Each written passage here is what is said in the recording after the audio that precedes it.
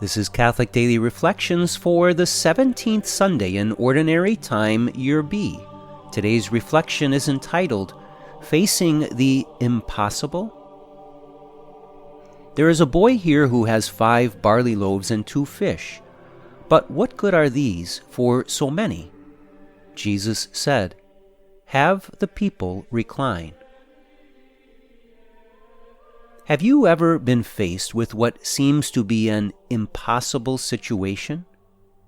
Jesus was, but he proved he could overcome any apparent obstacle he wanted to. Sure, he is God, but the fact remains that he can do all things he wills, and he can do so in our lives too. This passage above reveals his confidence in his ability to feed many thousands with only 5 loaves and 2 fish. Humanly speaking, this is not possible, but divinely speaking, it's easy. Jesus' miracle speaks to his commitment to feed us in every way.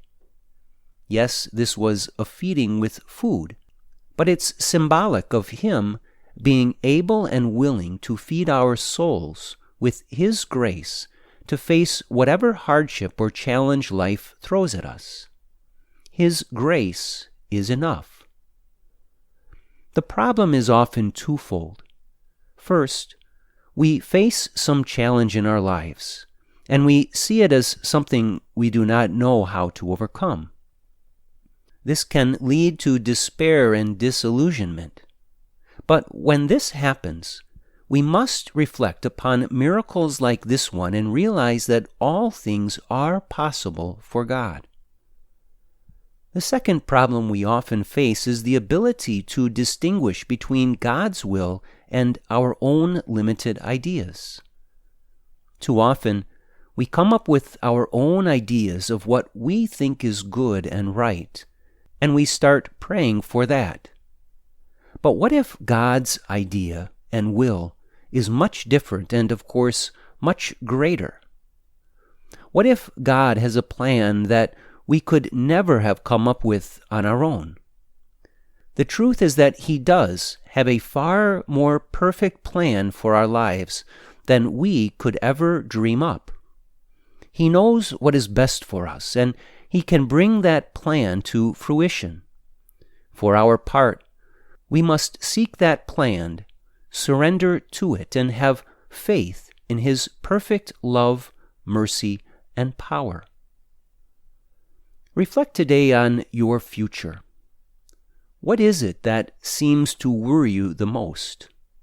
What is it that seems to fill you with anxiety? God has a perfect plan for that situation. Your job is to seek out that plan and trust it will be brought to fruition. Let us pray. Lord, I know you can do all things, and that you will the good in all things. Help me to turn and to surrender to your perfect divine will. As I surrender to it, help me to have perfect faith that you will bring your will to fruition. Jesus, I trust in you.